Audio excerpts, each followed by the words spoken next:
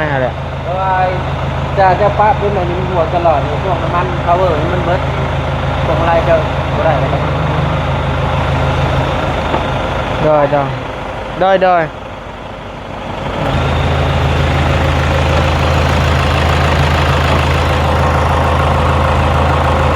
้ำมันพาวเวอร์ได้เหาะแล้วบาทนี่พี่น้องเอ้ย เอ้ยสิมัดทะไดอีกเดอุกใจเดพี่น้องเอ้ย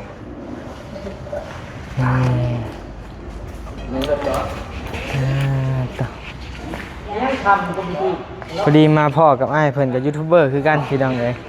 สบายดีได้สวัสดีเอาแปลงมือนี่เกือบมือหนากับผีคุมการปลอดภัยกันเด้อโชคนี่คู่เท่าไรไอ้โชคเดียวกันแจ้งยกชุดแรกเลยบ่ไอ้เงินพ่อบ่บาทนี่พี่น้องเอ้ยประมาณแรกราคาประมาณเท่าไรน่ะเป็นเหตุรายการช่วงล่างเห็นเลยบ่อะไรก็จุดเลยลงมาลง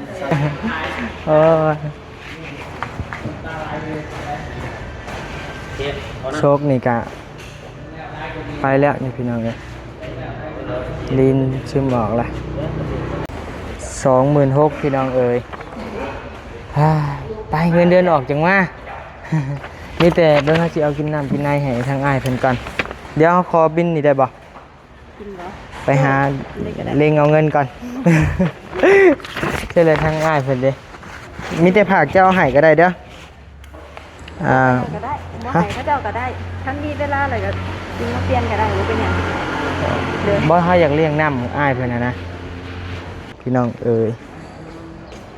นักอยู่พี่น้องเอ้ยยอมเงินเดือนออกก่อน ต่อ16-17 ล้านแล้ววันนี้ก็คือว่าเอามาแป้งดำล้าน2 ล้านนี่ได้พี่น้องเอ้ยเนาะก็ว่าแพงละ มาวันนี้ตีไป17-18 ล้านแล้วเนาะ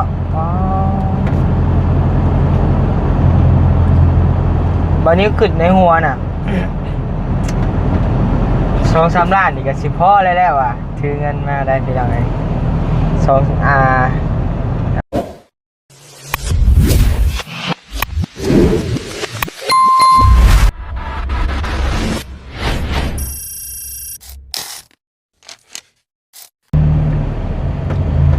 พี่น้องเอ้ยทักทายสบายดีเด้อพี่น้องทักทายสบายดียามบรรยากาศช่วงบ่ายนะพี่น้องเนาะทางบานิวกาเหลืองๆนี่พี่น้องเอ้ยเนาะเซ็กช่วงล่างรถว่าซั่นพี่น้องเอ้ยเพิ่นว่างอยู่บ่เนาะพี่น้องเนาะมาหันช่วงล่างเลยมื้อนี้พี่น้องเอ้ยแต่ว่าบ่ฮู้ว่าทางห้างมันสิว่างบ่รถขึ้นหลายใช่ป่ะ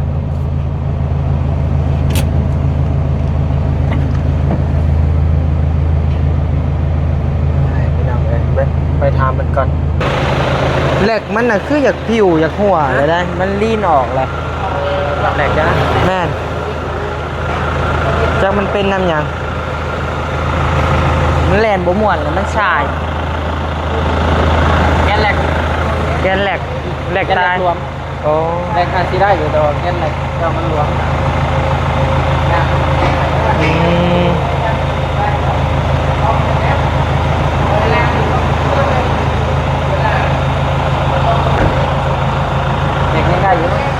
เหล็กยังได้อยู่ป่ะแกนตัวใดแกนคันส่งนี่ป่ะหรือว่าแกนข้างในมันเลยเช็คเบิ่งอีกว่าเป็นน้ำซุปแกนบ่ต้องยกขึ้นได้จริงเป็นน้ำแหลกเจ้าหัวซึ่งกันนี้อันนั้นยังเป็นเหล็กน้ำหัว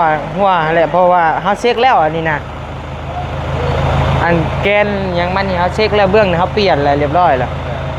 เขายังเป็นน้ำแกนมาแหละเพราะว่าจะปะเป็นแบบนี้หัวตลอดในช่วงน้ำมันพาวเวอร์มันเบิดตรงอะไรก็บ่ได้เลยได้ตัว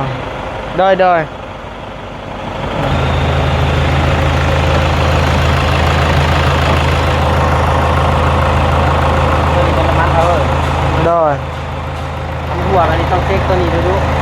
ได้ อันมันหัวนี่แป้งได้อยู่บ่หรือว่าต้องได้เปลี่ยนมันหน่วยเลย มันจะเป็นหรือเปล่าที่เอาไปไกลนะเราก็ได้เติม บ่ใช่สมุนมันหัวนี่เฮาต้องได้เปลี่ยนยกสุดอันบางแรกบ่หรือว่าแนวใด ต้องเช็คก่อนครับ ถ้า มันเป็นน้ำแกนนะสามารถเปลี่ยนได้แต่เป็นน้ำแหลกต้องยกเป็นจุดแหลกเลย โดยลองเช็คเบิ่งเราพี่น้องเนาะ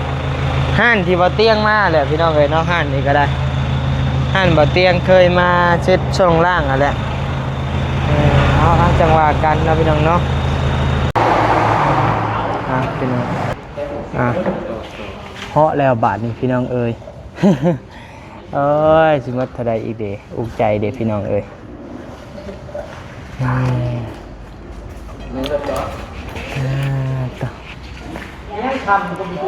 พอดีมาพ่อกับอ้ายเพิ่นกับยูทูบเบอร์คือกันพี่น้องเอ้ย สบายดีได้เด้อ ดีสวัสดีเอาแปลงมือนี่เกือบมือหนากับผีคุ้มกันปลอดภัย เด้อโชคนี่คู่เท่าใดอ้ายโชค เที่ยวกันแจ้งราคา แจ้งมาได้โอ้มีเงินได้จังหน่อยไปเบิ่งเด้อทางหน้า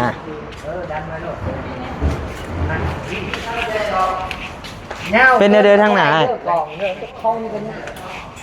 เด้อขอไป สุดแหลก สุดแหลกเลยแหลกเพว่าแล้วบ่มีดอก2-3ล้านเอ้ย 2-3 หมื่น7,000นะ บ่โอ้ย มีคำว่าล่าอยู่ได้3 หมื่น ยกชุดแหลกเลยบ่อ้ายเงินพอบ่บาทนี่พี่น้องเอ้ย ประมาณ แหลกราคาประมาณเท่าใดน่ะ เป็นเหตุรายการ ช่วงล่างนี่เห็นเลยบ่ อะไรก็ จุดเลยลงมาลมใส่ขวา ลูกหมากลุ่มซ้ายครัวอีกบ่นี่ ลงมาคืนนี่ คือว่าหาจะเปลี่ยนบ่ฮอด8 เดือนจังบ่โอ้โดย นี่เป็นเตี้ยเดียวกันต่างว่านี่อยู่ต่ำ จุดนะแม่จุดไว้เลย จดแล้วก็รวมราคาเบิ่งว่ามันสิไหวบ่หั่นนะพี่น้องเอ้ยคะแนนว่าฮอดนั่นแหละห้วยพี่น้องเอ้ย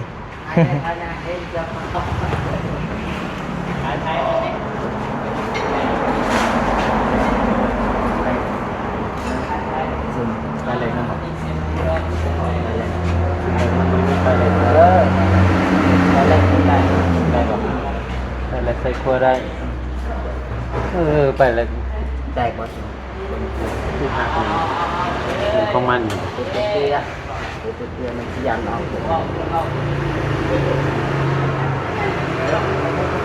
ลงมาเครื่องรวม ใส่ขวาเปลี่ยนเอาตรงติดเอา เรื่องนี้ก็ได้หลายคนมาเขียนเนาะลุง สะดวกเอากระดาษ3หน่วย อันนั้นอ้ายเจ้าพวกอันพุ่นน่ะบ่เพิ่งเฮ็ดก็ได้เฮ็ดอันทั้งหน้านี่ก่อนนะเฮ็ดให้มันนั่นบ่สายก่อนนะ แต่ก็มีแต่ชุดแหลกนะ คนแรกก็มา เอาแบบพวกมันบ่สายมันขี้อันนี้ก่อนอันนั้นน่ะบ่เพิ่งเฮ็ดก็ได้เพราะว่าเงินบ่หลาย ใบเช็คมีคนเขียนนะ เด้อ จะหู แรกนี่เคยเปลี่ยนประมาณเท่าใดก็ แจ้งนะเพราะว่าหลายเขาบูหูมัน โอ้ ภาษา ลง ชุดแหลก แล้ว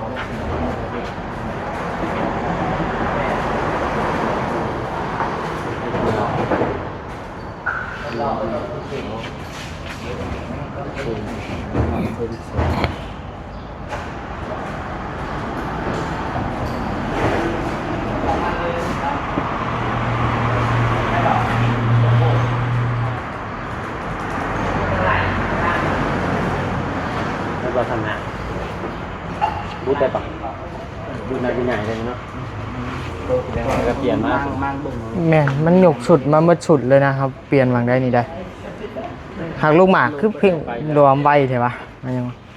เพิ่มเราดึง จะลดแล้วเ เออ เพิ่มไปเองเลย ใส่ลนคือมันแบบเดียว ดีเราถ่ายคลิปจะได้ดิ ไปแล้วมันแค่ เราถ่ายคลิปจะได้โดนม้วนอะไร แต่กระดาษซ้ำว่านี่น่าจะดีเนาะซ้ำว่าย่านะ เจ้าพวกพุ่นนะบ่เพิ่งเอาก็ได้บีกากบาท ที่มันตายคือผู้ดูบอก เช็คหาอะไรบอกราคาเจ็บ เออ ตัวนี้มันก็สำคัญ ว่าเขาสิเปลี่ยนหยังก่อนเนาะ จะนั่งกันนอง เจ๊จ้าว่าสร้างตัวนี้คือโปรแจ้งเนี้ยมันเพกไปในสร้างคือโปรแจ้ง โดย แจ้งไปนี่ลูกค้าอะไรเป็นลูกค้ามีแห้งเป็นเหตุสังเกต โดย พอยำนินหาปุ๊บอ้าวส่วนที่เพราะว่าสร้างเบิ่งให้คือเซ็กซัน2รายการคือโปรแจ้งอย่างนี้ว่ะ เออ แจ้งเพื่อ ถือว่ามาเช็คนี่ต้องหมดครบชุดก่อนเนาะต้องได้เช็คครบชุดก่อนพี่น้อง อยู่แล้วนะซาย อย่างต้องแต่ละ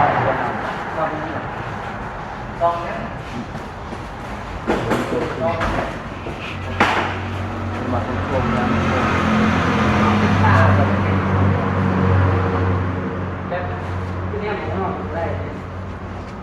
ลูกมาเปิด2ทางว่ะ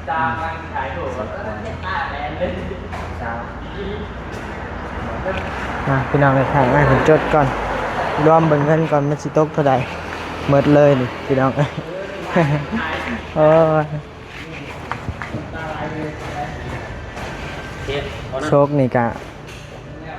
ไปแล้วนี่พี่น้องเลยลีนซึมออกละ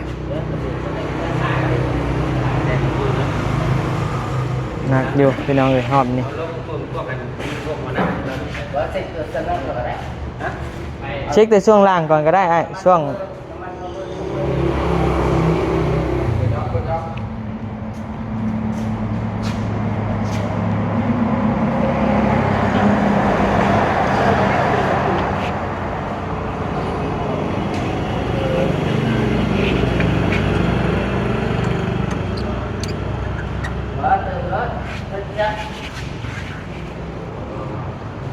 พี่กู้พี่ไหน 06เนี่ยคือรุดเลย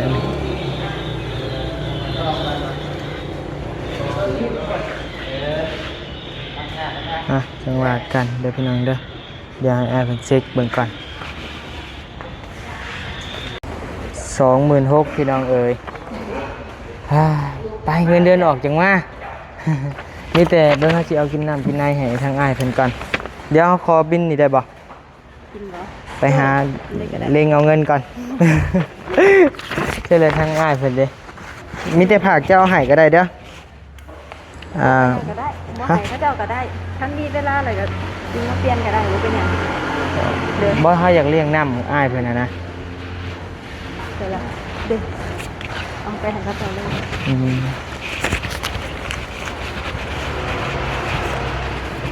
ใช่ผู้ใดเช็ครถอ้าย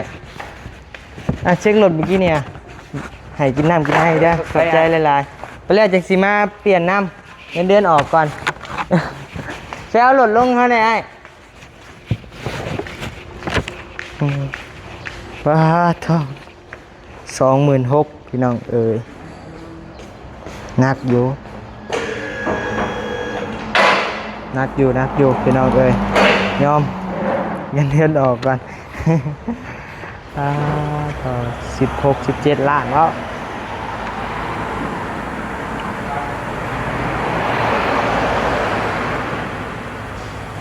เดี๋ยวไปขี่ไปก่อนนะพี่น้องเนาะเดี๋ยวจังไดก็จังว่ากันอีกเท่านึงพี่น้องเลยเห็นราคาก็ตื่นละ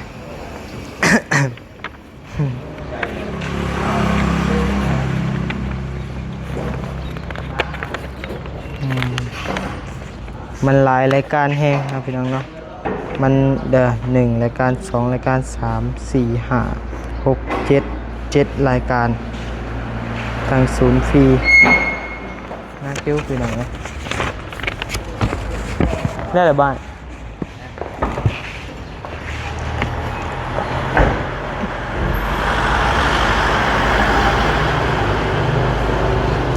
ต้อง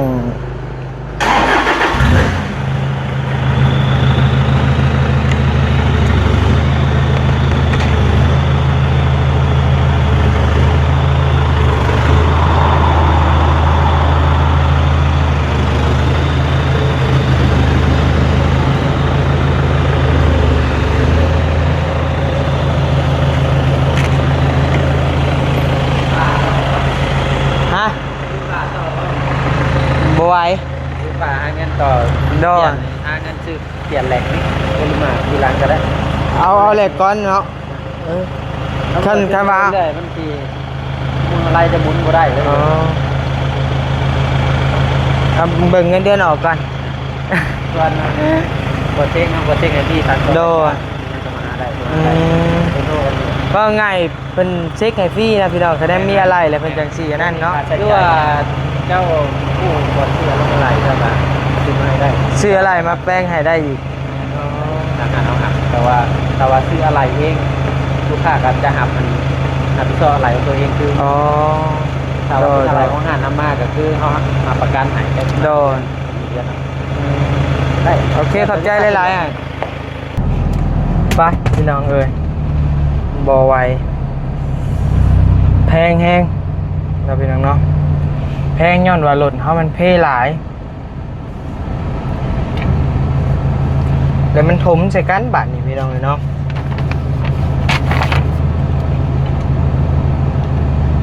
ตก 26,000แต่บัดนี้ว่ามั่งมามันต้องมีอีกแหละเนี่ยพี่ไประดับ 30,000บ่อยู่พี่น้องเลยเนาะ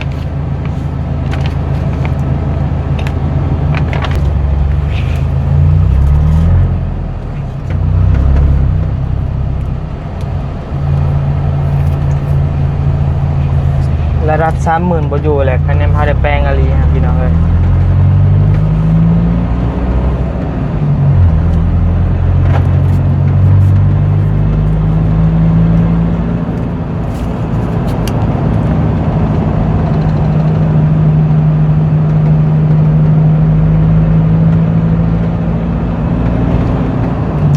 วันนี้ก็คือว่าเอามาแป้งดำล้าน2ล้านนี่ได้พี่น้องเอ้ยเนาะก็ว่าแพงแล้ว มาวันนี้ตีไป17-18 ล้านว่าเนาะอ๋อวันนี้ขึ้นในหัวน่ะ 2-3 ล้านนี่ก็สิพอแล้วอ่ะถือเงินมาได้พี่น้องเอ้ย2 ล้าน 3,000 4,000นี่แหละพี่น้องเอ้ยเนาะว่าสิพอแล้วแหละว่ะมาเป็นจริง28,000พี่น้อง26,000ขนาดยังบ่ได้มากไอ้นี่แนมมั่งมันมีเพิ่มอีกรอดพี่น้องเอ้ยเนาะจังได๋กะหนักใจเลยบ่ไหวสิไปหาจอดไว้ก่อนพี่น้องเอ้ยเนาะคันบ่จอดไว้ก็ค่อยไป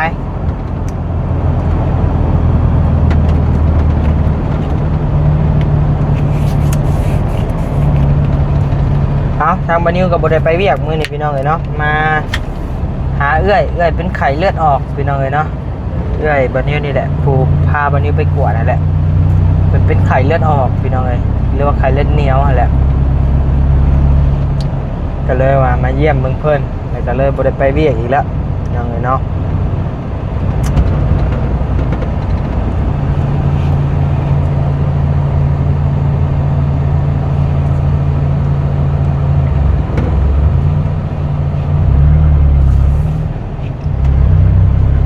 ได้ไปเวียกไปงาน2 มื้อละวันนี้พี่น้องเอ้ยไปซื้อของกินข้าวก่อนพี่น้องเอ้ยเดี๋ยวสิเอาไปฝากเอื้อยนำมากับแม่2 คนหนึ่งแม่วันนี้เอาไปส่งเพิ่นอยู่เฮือนเอื้อยแล้วเรียบร้อยแล้ววันนี้ออกมาเช็ครถผู้เดียวนะแต่กลับมากับบ่ไหวพี่น้องเอ้ยสิไปแปลงก็ยอมบ่ไหวอดขี่นั่นนี่แหละไปก่อนพี่น้องเอ้ย20,000 ปลายหาเงินตั้ง2 เดือนไปแล้ว 20,000 ปลาย 2 เดือนรีได้พี่น้องเอ้ยเนาะหาเงินนับใจกับอันบานิวมาเจ็บมาเป็นนี่แห้งหาบ่ได้เลยแหละครับ20,000 ปลายหาบ่ได้แท้ๆเลยแหละพี่น้องเอ้ยยอมยังเบอร์เช้าอยู่นี่กะคือว่าอยากเริ่มมาอีกแล้วใคร2 มื้อ 3 มื้อแล้วใครแน่พี่น้องเลย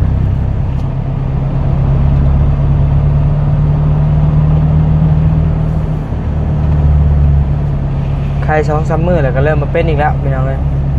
แนมเบิ่งหน้าตัวเองก็โวกแห้งอะไร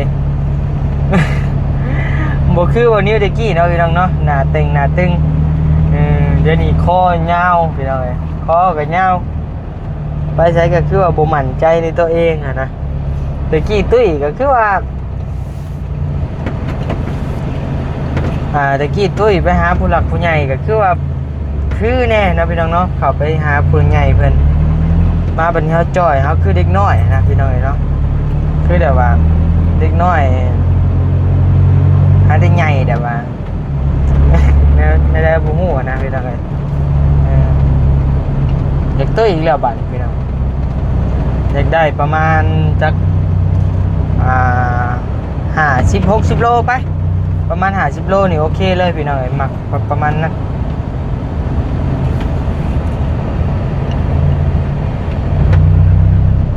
ประมาณ60 โลพอดีอันนี้51-52พี่น้องเอ้ยเนาะบัดนี้ตอนนี้นะคนละจ้อยบาท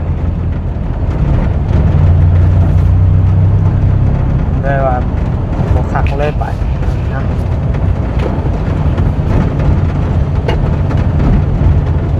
จากที่ไปทางใดพี่น้องเลยไปเรียกไปงานเอาก็ได้เอาคลิปนี้เป็นคลิประบายเลยพี่น้องเด้อ เป็นคลิประบายของวันนี้ซะกุ้มใจบาท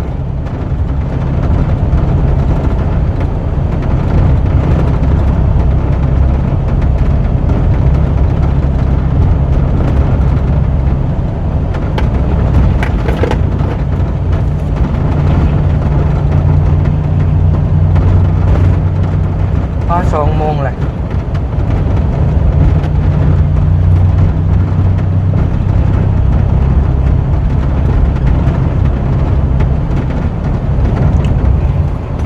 ไปเดี๋ยวจังหวะกันมาพี่น้องๆบัดนี้ไปหาเราซื้อแนวกินก่อนเดี๋ยว